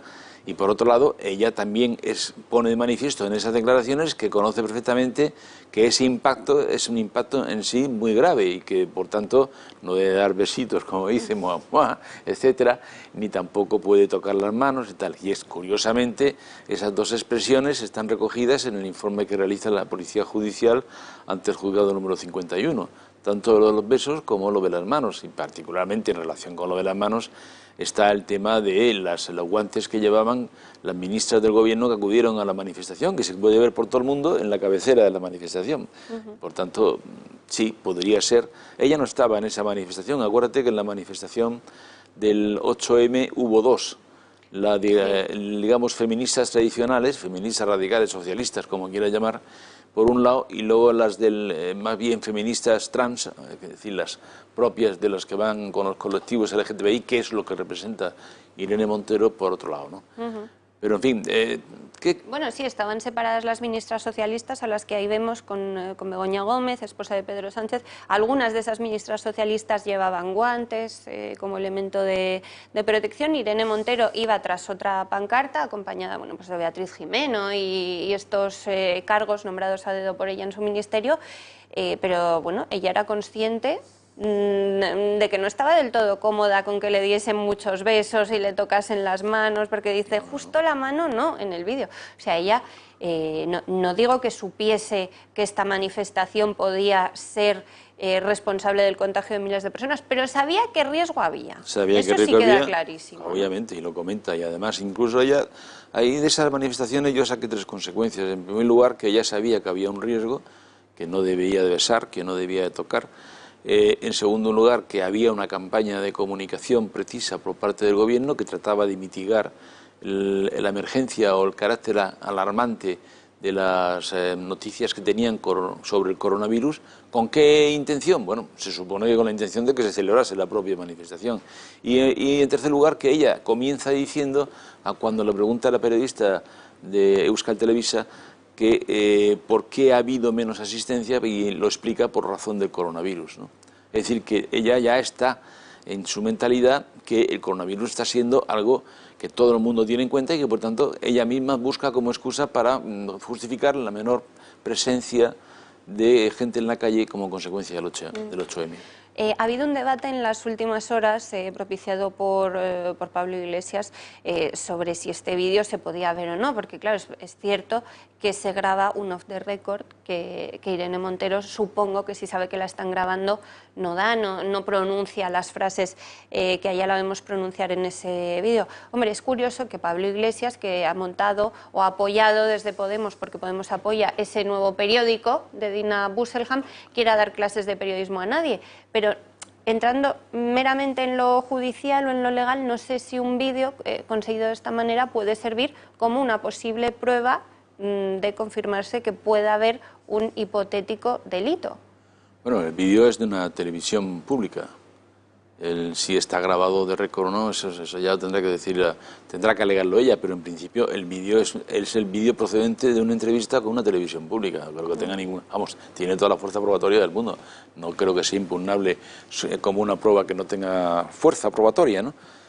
Además es público y notorio. Está hablando una persona pública, como es una ministra, y además la ministra responsable de ese tema, al menos, que es el tema del 8M, que es la ministra de Igualdad, y por tanto lo que allí se dice es eso de que constituya no prueba lo que se dice off the record y está grabándose por parte de una televisión, es absurdo, porque la cámara está grabando de manera clara y ella está dirigiendo la cámara sabiendo que se le está grabando. Esto no tiene ningún sentido, ¿no? El intentar anular la prueba como válida es absurdo. Además, yo creo que de alguna manera hay que también preguntarse lo de siempre, ¿no? Qui prodest, ¿a quién beneficia esto? ¿A quién beneficia la filtración de esta grabación? Bueno, ayer especulábamos en el sentido, ayer en el Gato al Agua especulábamos en el sentido de que al ser Euskal Telebista quien tenía la grabación, es posible que sea el PNV mismo quien de alguna manera indirectamente hace que salga esto. Pues yo qué sé, en la medida en que Podemos y Bildu tienen un pacto que ha reforzado a Bildu de cara a las próximas elecciones vascas, ¿no? Hombre, es cierto que la televisión se desvinculó inmediatamente, emitió un comunicado diciendo que esto era una entrevista, o sea, grabado antes de una entrevista en directo, que ellos se remitían única y exclusivamente a esa entrevista en directo, que fue lo único que emitieron. Sí, por lo tanto, hay otra segunda versión del qui prodest, por así decir, de quién beneficia, y es que ellos mismos, los mismos de Podemos, estén de alguna manera en una trayectoria de establecer su propio relato, como ellos dicen, ¿no? Propio relato que surgiría a partir... Yo creo que ha habido un cambio, un giro de la política del gobierno desde hace 2 semanas, más o menos, ¿no? Es decir, de esa afán de controlar todo, de intervenir todo, de prorrogar el estado de alarma, de endurecerlo, etcétera, a, sin embargo, de repente una apertura, de manera que se empieza a hablar de las fases abiertas, se empieza a hablar de que se transfiere en la tercera fase a las comunidades autónomas, en fin, se produce además un cambio de criterios sobre el turismo, sobre la llegada de turistas, etcétera. Todo lo que hemos visto se nos anuncia por parte del presidente del gobierno que nos concede a los españoles como si fuera el gran concedente el ver fútbol, etcétera, ¿no? Entonces, a partir de ese giro, de alguna manera, yo creo que Podemos puede estar construyendo su propio relato. No quiero decir que estén en crisis y que estén en abierta posible separación, pero sí que está construyendo su propio relato, que fundamentalmente consiste en 2 cosas. En separarse de la responsabilidad que sobre la gestión del coronavirus tenga el gobierno y no ellos, que no forman parte de los que están, de los ministros y de los miembros del Gobierno que están asignados en el estado de alarma a la dirección del tema de la lucha sanitaria, y por otro lado, aparte de separarse de esa responsabilidad, y por otro lado el defender su escudo social, que es toda su política, la llaman escudo social, que triunfa de alguna manera en la aprobación del decreto que establece el salario mínimo, vamos, la cuantía mínima, ¿no? Que veremos si funciona, porque hasta ahora en lo que les toca a ellos, que son los ERTE, no funciona muy bien su escudo social, por no decir que no funciona nada. Bueno, pero ellos han conseguido su mayor objetivo, que era establecer el tema del, ¿cómo le llaman? La renta mínima vital, ¿no? El ingreso mínimo vital y lo de renta mínima que decían en su día ahora les molesta, no sé por qué. Sí, así, la palabra renta la han cambiado por el ingreso mínimo vital. Pero en fin, ese es su gran logro y al fin y al cabo se lo han apuntado ellos, ¿eh? Y ahí está, con todos sus peros. Ahora resulta que tiene 20.000 defectos, que tiene 20.000 problemas, en fin, que no hay quien lo entienda cuando lo lee, y que por otro lado, pues en fin, ya vamos viendo que se va produciendo pues el choque con lo que tenían las comunidades autónomas establecidas, que por tanto se va a establecer, por lo menos en relación con el País Vasco, el que se va a gestionar por las propias comunidades autónomas. Hoy mismo salía alguien que se ha releído el decreto, ha visto que efectivamente hay multas por el intento de fraude, pero claro, son inevitables la llamada al fraude que la relación que han hecho conlleva, ¿no?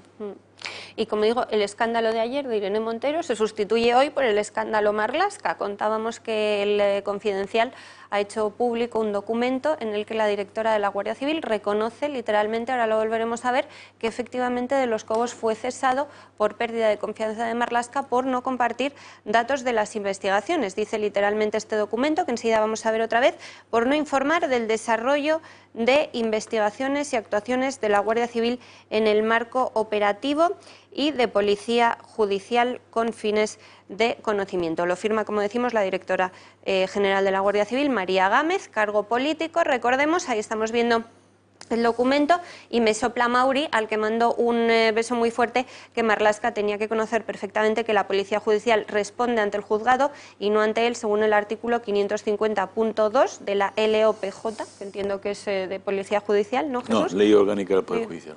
Sí, y el artículo 550.1 dice que rinden cuentas ante el juzgado y no ante el Ministerio del Interior, el 2 que no pueden ser cesados durante una investigación, ¿no? Por supuesto, es que es más, es conceptualmente, es decir, la Policía Judicial ya no es la Ley Orgánica del Poder Judicial, es como lo que mencionaba anteriormente, el propio artículo 126 de la Constitución Española, la que establece que depende de los jueces y de los tribunales, es decir, está al servicio de los jueces y los tribunales y solamente depende de ellos. De manera que, como bien dices, la Ley Orgánica del Poder Judicial, igual que la Ley Orgánica de Fuerzas y Cuerpos de Seguridad del Estado, establece un precepto similar en donde se dice textualmente que no podrán ser los miembros de la Policía Judicial removidos de sus cargos mientras estén en la investigación o en la tramitación de una investigación encargada por un juez. Solamente con la autorización del juez. Por tanto, ahí, ¿qué pasa? Pasa que hay una injerencia del Poder Ejecutivo respecto del Poder Judicial, porque cuando la Policía Judicial, cuando la Guardia Civil actúa, la Guardia Civil o cualquier otra fuerza o cuerpo de seguridad del Estado que se le encargue, actúa como Policía Judicial, entonces pasa a depender directamente del juez.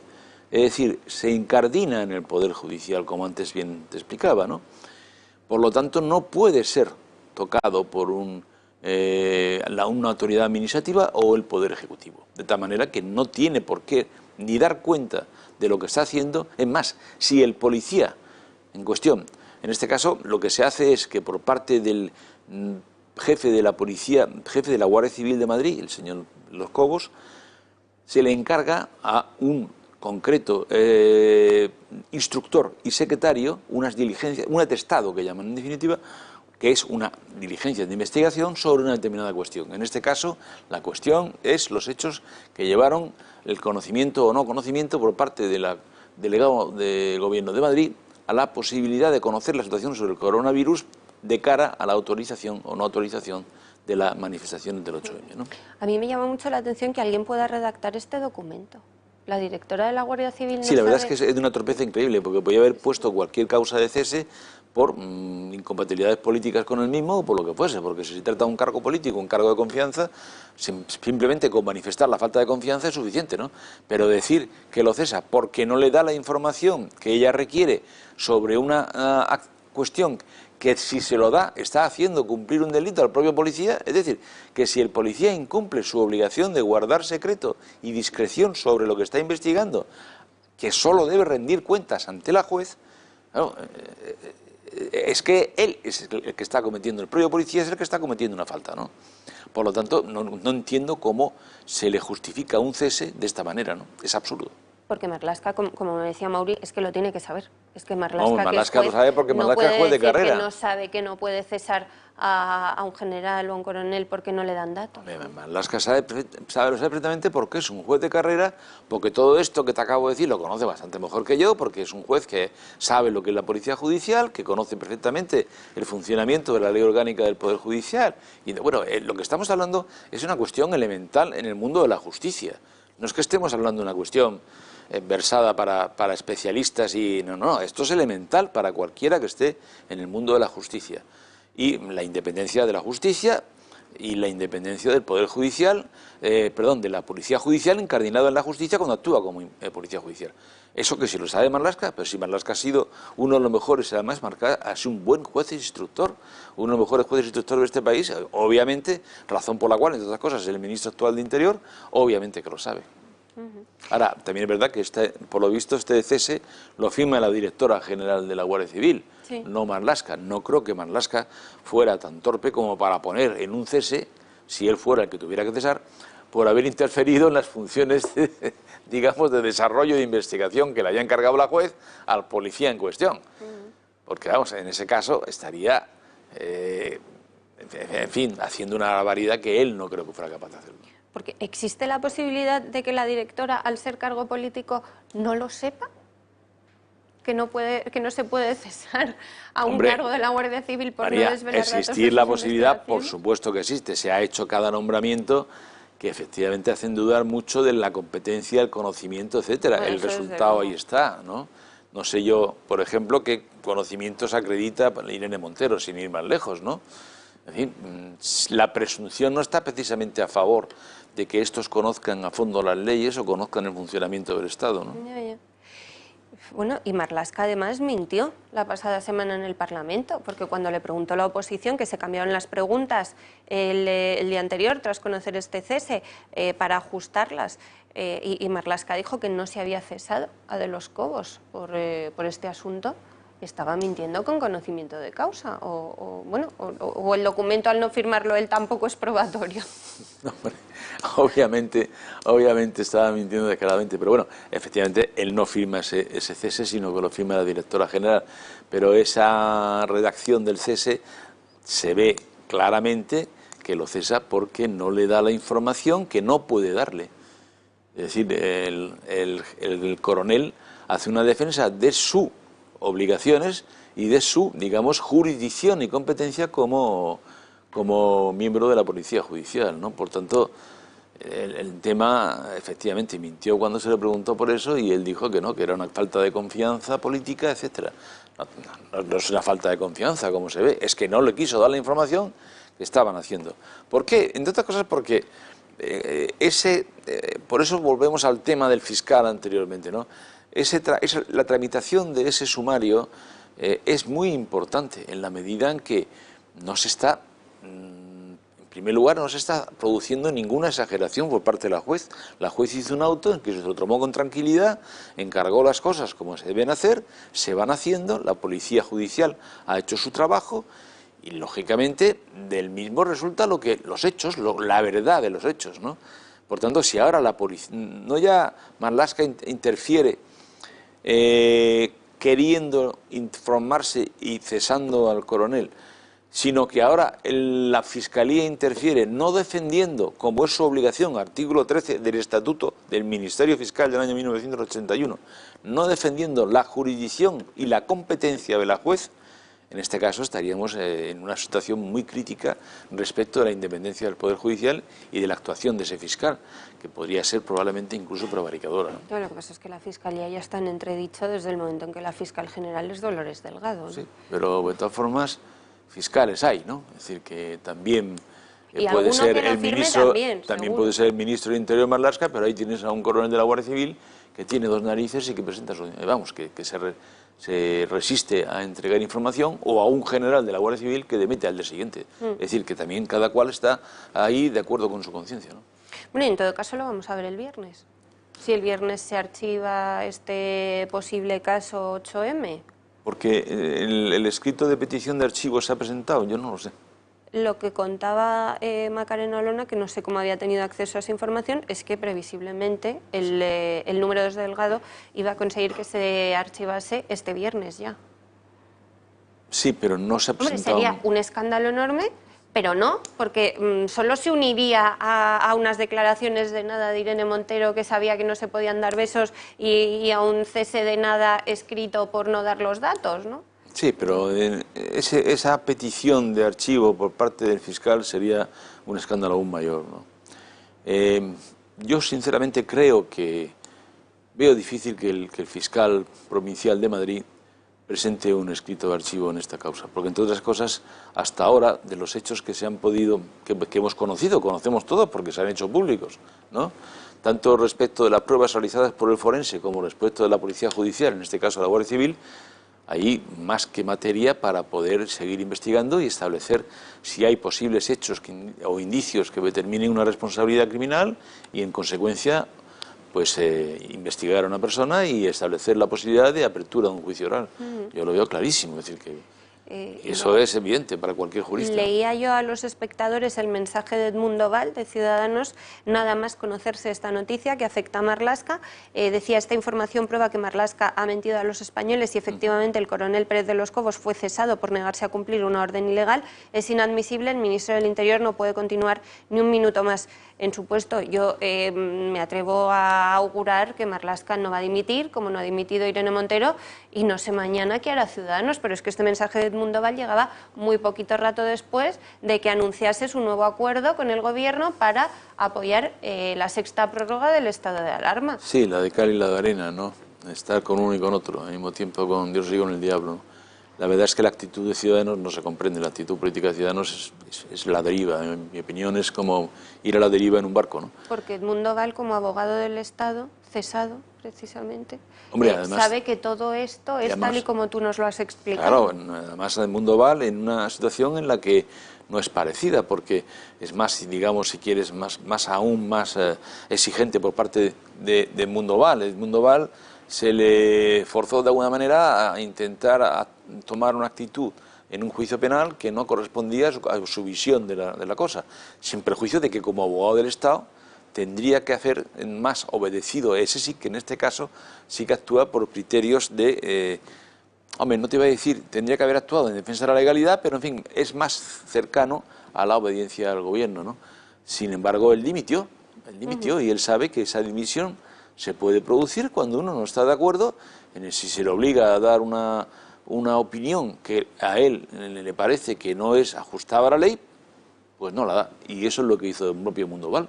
En este caso es aún mayor. En este caso es aún mayor, porque es que además la obligación del Ministerio Fiscal, insisto, es defender a la juez, defender la competencia y la jurisdicción del juez y intentar averiguar la realidad de los hechos. ¿Cómo va a pedir el archivo de la causa, de una causa que además toda España conoce, tanto en las pruebas que se han planteado, como insisto, por el forense como por la parte de la Guardia Civil? Luego, sería ridículo. Luego, por otro lado, yo creo que ha sido Vox quien dijo, por lo menos aquí dijo Macarena Olona, nos lo dijo en el programa del Gato al Agua hace unos días, que el partido Vox iba a presentar una moción de reprobación en el Congreso con respecto al señor Marlaska. Supongo que la habrán presentado, no sé cuándo se tramitará, porque esta es otra historia, claro. El cierre de la Cámara o digamos, la vida de la Cámara a ralentí, como se está pasando, pues igual no da tiempo a que se metan todas las cuestiones, pero yo creo que el partido de Vox, tanto como el Partido Popular, pues intentarán la reprobación de Marlaska y, en consecuencia, pues lo lógico por parte de Marlaska sería su dimisión, ¿no? Aunque tampoco la conseguirán porque tendría que aprobarse por mayoría. Si no ha dimitido Ábalos por reunirse con la dirigente del narcorrégimen... Sí, pero fíjate, María, que con todo lo que pueda suponer y toda la literatura que dio el tema Ábalos y tal y cual, al fin y al cabo, ahí hablábamos de cosas bastante, entre paréntesis, suposiciones, nunca se demostró abiertamente una cuestión como aquí. Es decir, aquí es que se ha demostrado, hay pruebas fehacientes como esa cese que tú acabas de poner en televisión, que se ha interferido en la acción de la justicia por parte de un ministro, por parte al menos de la directora general de la Guardia Civil. Es decir, se ha interferido en la función de la justicia.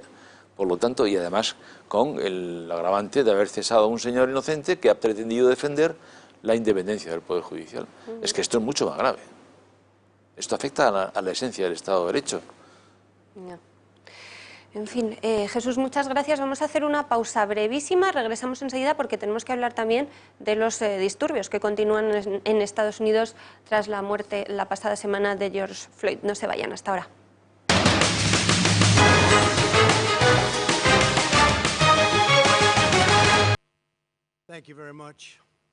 El presidente de los Estados Unidos ha afirmado este lunes que ha recomendado a los gobernadores de los estados desplegar a la Guardia Nacional para detener las protestas por la muerte del afroamericano George Floyd. Today I have strongly recommended to every governor to deploy the National Guard in sufficient numbers that we dominate the streets. Y ha avisado a los estados de que si se niegan a desplegar la Guardia Nacional, será él quien movilice al ejército. If a city or state refuses to take the actions that are necessary to defend the life and property of their residents, then I will deploy the United States military and quickly solve the problem for them. En este sentido, Donald Trump ha asegurado que movilizará todos los recursos federales disponibles, civiles y militares, para parar los disturbios y los saqueos y proteger los derechos de los estadounidenses respetuosos con la ley. Además, ha detallado que aquellos que amenacen vidas inocentes y propiedad privada serán arrestados, detenidos y procesados. Donald Trump ha afirmado además que su administración está totalmente comprometida con hacer justicia por la muerte de Floyd y ha criticado que a su juicio los disturbios y los saqueos dañan ese objetivo. Pues para hablar de este asunto se une en la mesa Jesús Trillo y a mí Rubén Herrero, que es profesor de la Facultad de Ciencias Políticas de la Universidad Complutense, doctor en Ciencias Políticas y Relaciones Internacionales y analista político. Rubén, buenos días. Encantado de estar con vosotros. Bien hallado. El asunto se está poniendo realmente muy mal en Estados Unidos, ¿no? Vamos a escuchar a Terrence Floyd, hermano del muerto, de George Floyd, que pedía calma en las últimas horas tras ver esas imágenes terribles, porque los disturbios, recordemos, no se han quedado solo en Minneapolis, han llegado, por ejemplo, a Chicago o a Nueva York. Vamos a recordar lo que decía. He was a motivator. I'm just going to... That's how I could just sum it up. He was a motivator, peaceful motivator.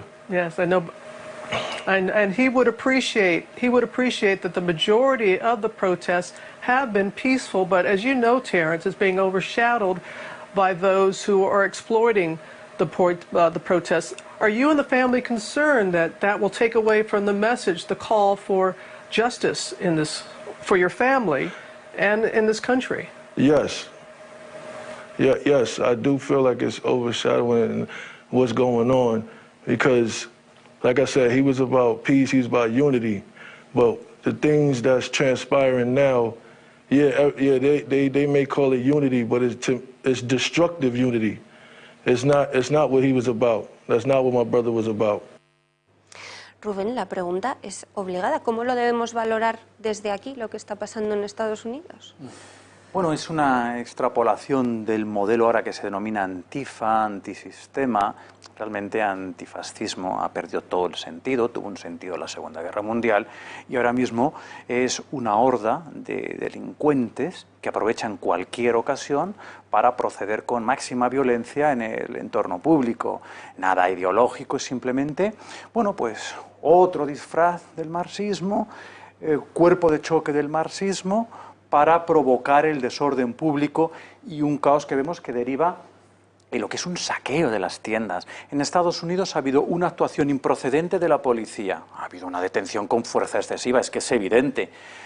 Hay una autopsia que ya dice que no ha muerto por razón de la presión que realizaba el policía, sino por una combinación de dolencias previas con la detención con fuerza excesiva. Es decir, no le ha causado al policía la muerte, pero es que, a ver, la detención ha sido con fuerza excesiva a todas luces. Hay que decir que ese policía se enfrenta a 30 años de cárcel y todos sus compañeros han sido expulsados del cuerpo. Con lo cual, justicia se va a servir. Pero ¿qué hace la extrema izquierda, los anarquistas, los antifascistas? Cualquier ocasión es buena. No les importa nada George Floyd, no les importa absolutamente ninguna causa noble y justa, salvo tener el pretexto de proceder al saqueo y a la destrucción de material y mobiliario público. Entonces, esta es la situación que encontramos. Allí se manifiestan de esa manera y aquí, por supuesto, los antifascistas ya tienen excusa para provocar desórdenes. Ya hay una manifestación en Barcelona. Esa Barcelona donde su alcaldesa ha transformado Barcelona en Mordor directamente, sí prohíbe manifestaciones de Vox, pero bien que va a dejar a los antifascistas, a esa horda de comunistas y proetarras, manifestarse por Barcelona y veremos los destrozos. Veremos los destrozos y aquí en Madrid confiemos en el buen criterio del delegado del gobierno. No, nos queda Ayuso, nos queda Medea, porque ya es lo que frena, ¿no? Junto con el apoyo político que tiene, sincero, por parte de Vox, porque ya Ciudadanos apaga. Ha organizado las reuniones paralelas. Esto es muy llamativo, efectivamente. Yo creo que la detención de Floyd causa indignación en cualquier persona con un mínimo de sensibilidad que vea ese vídeo. Evidentemente contra esto puede protestar todo el mundo, lo que pasa es que cuando esto deriva en robar bolsos de lujo o en pegar palizas casi hasta la muerte a propietarios de tiendas, uno no lo entiende muy bien, como tampoco se entiende que los antifascistas en Barcelona, como decías, y en el País Vasco convoquen manifestaciones. Porque están acostumbrados, porque recibieron un precioso regalo de una derecha tremendamente acomplejada, les regalaron la calle, la sanidad, la educación y el relato, y obviamente, qué regalo más bonito, se lo han apropiado. Sus causas sí justifican la violencia. A mí me llama mucho la atención cada vez que hay agresiones de toda esta turba, ¿no? Intentan explicar que a quien agredieron era un militante de Vox, que era un militante ellos siempre cargan de fascista a todo el mundo que no son ellos. Es decir, no son demócratas, ellos justifican la violencia para sus propios fines, María, y lo han hecho y lo harán siempre. ¿Y sabes por qué? Porque se han adueñado del relato hasta ahora. ¿Qué es un relato? La versión de los hechos. Ellos dan su versión de los hechos para todo. Y entonces, en ese sentido, practican la violencia, tratan de justificarla. Y digo hasta ahora porque ahora ya sí, se han encontrado con un partido que les viene a decir algo que ya empezó a hacer Esperanza Aguirre en tiempos, que es el marxismo es una farsa planetaria. Sois unos mentirosos, sois unos violentos y no sois demócratas. Ellos dicen antifascismo como sinónimo de democracia, pero por favor, si están postrados ante Fidel Castro y Hugo Chávez y Lenin, salen con banderas del odio y el martillo. La bandera del odio y el martillo, digámoslo claro, es similar a la esvástica, es exactamente igual a la esvástica. Nazismo y comunismo son dos ideologías vomitadas por el infierno contra el ser humano. ¿Qué sucede? El relato, se han apropiado del relato los violentos y la extrema izquierda. Hay que arrebatarles el relato, hay que arrebatarles la calle, por supuesto la sanidad y por supuesto la educación. Jesús, no sé cómo lo ves tú, cómo estas protestas muy legítimas en un principio han derivado en palizas, en linchamientos, en robos, en crimen, básicamente, ¿no? Bueno, efectivamente, esto parece que forma parte de una especie de complot para acabar, como sea, con el señor Trump ante las próximas elecciones presidenciales, que es lo que yo creo que en el fondo está sucediendo aquí. La táctica y estrategia que están utilizando es la desobediencia, lo que llaman desobediencia, dicen incluso pacífica, utilizando la resistencia pacífica de Martin Luther King, que nada tiene que ver con esto, ¿no? El gran experto en esto, puesto que tiene una tesis doctoral muy brillante sobre esta historia, es Pablo Iglesias Turrión, no sé si te suena el nombre. De algo, sí. Tesis doctoral que yo he leído, porque de otra cosa está publicada en un librito por parte de ACAL. Y bueno, ellos lo que vienen a decir es que ahora el medio lo importante es la comunicación, el medio, para efectivamente revelar el relato, como bien decías tú antes, ¿no? Y eso, la mejor forma de hacerlo es manifestándolo en la manifestación en la calle. Es decir, él dice concretamente que la agresión de un policía frente a un manifestante da mucho más conocimiento de la cuestión, comunica mucho más y además es mucho más efectivo que cualquier otra acción o cualquier otra circunstancia. Es decir, es la política de la teoría a la acción, pero a una acción ya violenta y revolucionaria, ¿no? Y encima revestida de pacífica, que por cierto, si te das cuenta, estos van de pacíficos, ¿no? Es que dicen manifestaciones pacíficas, te salen los locutores de la CNN. Ayer estuve viendo yo, por ejemplo, cómo el presidente Trump, claro, es un personaje, hay que reconocer que bastante pintoresco, ¿no? Trump no obedece a un patrón de conducta que puedas decir, vamos a ver por dónde sale, ¿no? Entonces ayer de repente, a eso de las 7 de la tarde, anuncia que va a hacer una salida de la Casa Blanca. La Casa Blanca estaba rodeada totalmente. El día anterior habían quemado, parecía aquello un fortín del oeste, los indios atacando y la Casa Blanca, las caravanas puestas con toda la policía dentro, el ejército, etcétera. Bien, entonces Trump anuncia que sale. ¿Y a dónde va Trump? Pues se va a la, creo que es aquí detrás de la Pennsylvania Avenue, ¿cómo se llama? La Lafayette Avenue, en donde está, en la Lafayette Avenue, que está la St. George Church. La St. George Church es la iglesia simbólica, lo que llaman los americanos Midland, desde el presidente Madison hasta ahora. Es decir, todos los presidentes han ido, después de la jura del cargo, a dar gracias a Dios y a hacer un testimonio religioso a esa iglesia. Incluso lo hizo el presidente Kennedy siendo católico. Es una iglesia baptista. Y bueno, fue allí Trump, salió andando por los jardines de atrás de la Casa Blanca, salió rodeado de su establishment, rodeado también de un policía, y llegó a la puerta de la iglesia, se hizo la foto en la puerta de la iglesia y sacó la Biblia y dijo, yo creo en la Biblia, I believe in the Bible, y no dijo más, dijo que la Biblia, the Bible, y allí manifestando, claro, la contraposición a una cosa que es inteligente que lo haga. Es decir, miren ustedes podrán, yo no voy a hablar aquí de si ha sido o no ha sido un asesinato lo del señor George Floyd, que obviamente, en mi opinión, sí que lo ha sido. Es decir, ha sido una agresión. Efectivamente, hay una primera autopsia, pero sabrás que hay también una segunda autopsia. Bueno, esto es como... Es decir, de luego la policía no se puede comportar así. Y se oye al chico, cuando lo tiene agarrado, que me estás ahogando, que me ahogo, ¿no? De alguna manera decir que... al final, la cuestión forense no lo sé, pero lo cierto es que el maltrato es evidente y la agresión es clara. Pero esto se produce en los Estados Unidos con bastante frecuencia, es decir, y más aún entre policías del sur, policías que de alguna manera son herederos de ese racismo que heredan desde hace muchos años, desde la Guerra de Secesión, que no han superado, y negros. Y esto ha pasado frecuentemente. ¿Por qué pasa ahora? ¿Por qué estalla ahora? Porque ahora interesa cargarse como sea al presidente Trump de cara a las próximas elecciones generales, a las elecciones presidenciales. No pueden con Trump, como no pueden con Víctor Orbán, como no pueden con Salvini, Eso te quería como preguntar. no pueden con el primer ministro polaco. No pueden. Claro, pero Es superior a Trump sus es fuerzas. realmente la bestia negra para la izquierda, internacionalmente. Bolsonaro pero yo cuando también. veo... Y Bolsonaro.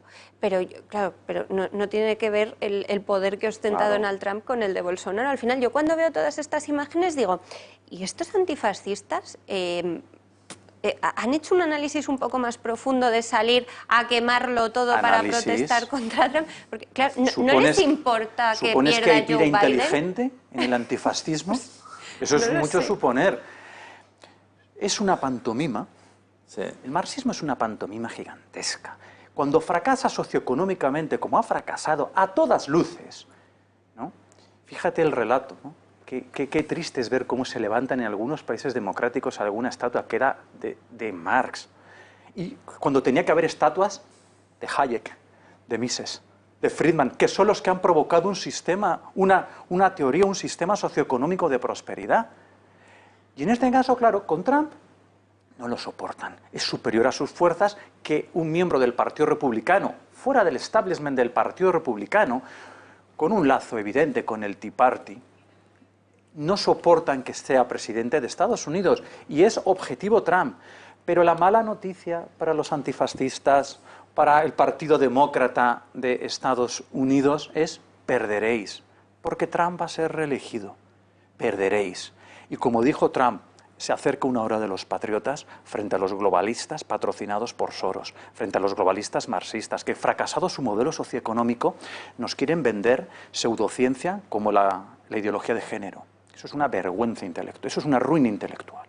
Nos quieren vender el ecologismo salvaje, nos quieren vender el supremacismo feminista, nos quieren vender el animalismo. Están buscando algo con lo que enganchar a estratos de población que han perdido porque les han fallado en su discurso de os arreglaremos la vida, solventaremos vuestros problemas. Y esta semana le ha tocado el turno al antifascismo. ¿Me vais a perdonar que os interrumpa un segundo? Que quiero saludar al otro lado del teléfono a mi querido Julio. Julio, ¿nos escuchas? Sí, María. Julio Ariza, buenos días. Buenos días, María, ¿qué tal estás? Muy bien, ¿y tú? Pues estoy feliz porque os echo mucho de menos en el programa, Joroba. Te hemos hecho mucho de menos hoy, claro. Claro, yo echo mucho de menos a los espectadores y a vosotros. Pero bueno, por lo menos no quería dejar primero de saludar a los espectadores, que es una adicción que tengo y que no voy a poder remediar. Pero es que además, fíjate, estoy en Murcia, porque he tenido que venir por trabajo aquí. Y estoy preparando algún reportaje y alguna cosa para la tele. Y me dicen que el alcalde José Ballesta está haciendo todo lo posible porque los hosteleros de Murcia no puedan sacar a los trabajadores de los ERTEs. O sea, un alcalde, a mí me da igual que sea del PP o que del PSOE, porque en este caso es del PP, pero da igual. Un alcalde del PP que se llama Ballesta, resulta que le están pidiendo los de los restauradores, la gente de los restaurantes que están pasando fatal, llevan 3 meses sin poder abrir, le están pidiendo pues algunas pequeñas ampliaciones de las terrazas, algunas pequeñas modificaciones. ¿Y sabes cuál es la respuesta del ayuntamiento? Ninguna. Han tenido que ir los restauradores a la puerta del ayuntamiento el jueves pasado y le han tirado a la puerta del ayuntamiento las llaves de sus negocios para decirle, oye, machote, ¿por qué no las gestionas tú? Porque claro, fíjate, imagínate los miles de trabajadores que están dependiendo de que un alcalde se ponga las pilas para ayudar a sus gentes, para ayudar a su pueblo, para ayudar a sus vecinos. Y en vez de eso hace todo lo contrario. Tú te imaginas que está yendo la policía, me lo acaban de contar ahora mismo, a un restaurante aquí en el centro de Murcia, y había en una mesa que era para 5, habían puesto a 2 niños más, y la policía contando uno por uno ve 2 niños pequeñitos y le pone al restaurante 1.500 euros de multa. De verdad. O sea, ¿tú crees que eso es normal? Que están trayendo a Murcia policías de otros sitios para que no conozcan a los paisanos y no puedan de alguna manera ser más o menos benignos con ellos, sino para que vayan a muerte a por los restauradores. ¿Sabes lo que están haciendo esta gente que son verdaderos esforzados de la vida, de sus negocios, que su mayor ilusión es que todo el mundo salga del ERTE y puedan ponerse a trabajar? ¿Sabes que hay muchos de los trabajadores que todavía no han cobrado el ERTE de abril? ¿Estos son los que no iban a dejar a nadie de lado? No. ¿Estos son? Bueno, pues esto es un ejemplo concreto, pero como este ejemplo, muchos ejemplos. O sea, el alcalde de Murcia que se ponga las pilas, porque es una vergüenza. Y los murcianos están que trinan con él. Pero parece no importarle, debe tener otros intereses el alcalde de Murcia. ¿Vale? Quería haceros esta crónica desde aquí, en directo, para que los espectadores sepan lo que está pasando, por ejemplo, en Murcia. ¿Vale? Pues Julio, muchísimas gracias. No, gracias a vosotros. Julio, dale recuerdos a mis paisanos. ¿Pero quién eres? Jesús Trillo, el murciano. Jesús Trillo Figueroa, me cago en la mar, ¿qué tal? Oye, ¿has visto Jesús, que parece que Marlaska cesó al pobre Pérez de los Cobos? Sí. ¿Ilegalmente? Sí. Además lo hemos comentado ampliamente. Eso va a tener repercusiones, Sí, ¿no? claro, porque efectivamente, como bien señalaba antes María, es que es una mentira específica, mentira concreta respecto a lo que dijo el otro día en las Cortes, claro. Claro, mintió en las Cortes, pero es que además ha actuado ilegalmente, porque él no puede cesar a alguien porque ejerciendo de policía judicial no le pasa un informe, ¿no? El cese lo firma la directora general de la Guardia Civil, Pero vamos, efectivamente, claro, cesar a un policía porque dirige una policía judicial y no quiere dar cuenta al político de lo que está haciendo como policía judicial, eso es increíble, ¿no? Bueno, el cese lo firma la directora general de la Guardia Civil porque es la que lo tiene que firmar, pero lo impulsa y lo apoya y lo aprueba el ministro. O sea que... Cuando podía haber hecho cualquier otra, podía haber justificado cualquier otra cosa, falta de confianza y hacer puñetas, ¿no? Claro. Pero en fin. Claro, qué tremendo. Julio, no cuelgues aún, espérate, déjame recordar a los espectadores que han podido estar hoy informados de todos estos asuntos que tú comentabas, gracias a que nos prestan ayuda a través del Club de Amigos, para que quienes no se hayan unido todavía se animen hoy y no lo dejen pasar, se unan antes de que acabe el día. Mira, María, yo siempre lo digo, si se animan todos los espectadores que tenemos en nuestros programas, seremos más fuertes que la Sexta. Así que depende de ellos. O sea, les animamos a que hagan que esta televisión combata de tú a tú con las grandes televisiones gracias a sus espectadores. Pues sí, ¿vale? Pues sí. ¿Cómo lo hacen? ¿Cómo se unen a nosotros, a nuestro Club de Amigos? Lo están viendo en sus pantallas, llamando al 91-616-2464. Si lo prefieren, nos pueden enviar un email a club@intereconomia.eu o a través de nuestra página web, donde ustedes mismos pueden generar su alta de manera automática, que es clubdeamigos.eltorotv.com. Y gracias a que ustedes nos prestan apoyo, nosotros podremos seguir siendo su voz. Julio. Pues nada, María, muchísimas gracias por llamarme. Gracias a ti, aquí te ya esperamos. Es que os necesito, Pues si vuelve. no me coge una depresión y estamos perdidos. Bueno, te esperamos aquí pronto. Jesús Trillo, muchas gracias. Un abrazo. Adiós, saludos, Julio. Adiós, adiós. Nos quedan 5 minutos aproximadamente, enseguida hablaremos con Jessica Zorogastúa, pero por ir cerrando un poco las conclusiones sobre este debate, Rubén, pensaba yo si esto podría perjudicar de alguna manera negativa a Trump, que es cierto que todos veíamos muy clara su reelección. Al aumentar tantísimo el paro, que era su mejor carta de presentación por la pandemia, muchos ya no lo veíamos tan claro, pero claro, se lo están poniendo los antifascistas en bandeja. Trump es uno de los presidentes de Estados Unidos que se está preocupando de forma genuina por todos los que han sido abandonados a su suerte. La clase media, la mayoría silenciosa a la que apelaba Nixon para ganar a ese poeta socialista de McGovern, barrerlo en unas elecciones, a pesar de que hay muchas protestas en la calle. Sí, la izquierda es muy ruidosa, van a perder la reelección. Trump es un presidente de ley y orden, como Bolsonaro, como Orbán, y son presidentes que tienen una preocupación genuina por la clase media y no los van a dejar atrás. Y esa clase media, a la que no entrevista la CNN para hacer sus encuestas, son los que luego le van a votar. Y va a ganar la reelección. Y esto le va a favorecer porque se va a mostrar como un presidente de ley y orden, que es lo que hace falta. Poner en Estados Unidos y poner en España. España tiene que estar unida y en orden, por ejemplo, y seguir el ejemplo, por ejemplo, de los países Visegrado 4 y del presidente Trump, poner orden, que hay un marco de seguridad jurídica. ¿Por qué se va la Nissan de Barcelona? Porque es un sin Dios, porque no hay seguridad jurídica, es discrecional y en manos de los violentos. Lo que va a hacer el presidente Trump es un marco de orden, y cuando tú percibes un marco de orden que no es discrecional, inviertes, colaboras, cooperas, trabajas. ¿Por qué Venezuela ya en este momento ha sido sepultada en el abismo? Porque es un marco de desorden absoluto, de inseguridad jurídica y de represión brutal. Y por cierto, hay un lema que ahora la extrema izquierda se apropia de él, dice el I can't breathe, no puedo respirar, por George Floyd. Quisiera decir que tampoco pueden respirar los presos políticos del campo de concentración de Venezuela, los presos políticos del campo de concentración de Cuba o los presos políticos del campo de concentración de Corea del Norte. Ellos tampoco pueden respirar. Que no les importan, desde luego. Jesús, brevemente, hombre, yo creo que en los Estados Unidos el mismo hermano de Floyd decía el viejo mensaje de Martin Luther King, ¿no? Paz, unidad y derechos, ¿no? Y eso es lo que el mismo presidente hizo ayer con el gesto que contaba antes, ¿no? Delante de la iglesia de St. George. Efectivamente, un gesto de concordia claro, también. hoy la misma Nancy Pelosi, que ya es difícil, ha reconocido que debe parar esta escalada de violencia y que reprueba la violencia en las calles, etcétera. Que lo diga Nancy Pelosi quiere decir que a los demócratas no les viene nada bien esto, ¿no?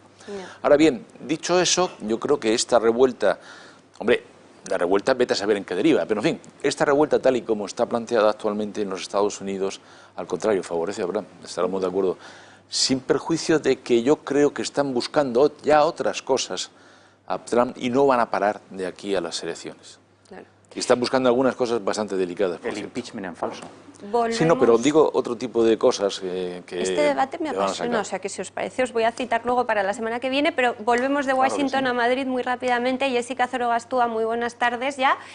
Madrid ha presentado toda la documentación para pasar a fase 2, ¿no? A ver si hay suerte.